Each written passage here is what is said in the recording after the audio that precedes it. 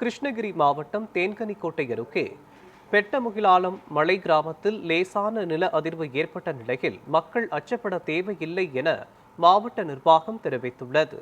இந்த நிலநடுக்கம் ரிக்டர் அளவுகோலில் 3ஆக பதிவாகியுள்ளதுடன் பூமியின் அடிப்பரப்பில் இருந்து 10 கிலோமீட்டர் ஆழத்தில் ஏற்பட்டதாக தேசிய பேரிடர் மேலாண்மை ஆணையம் தெரிவித்துள்ளது.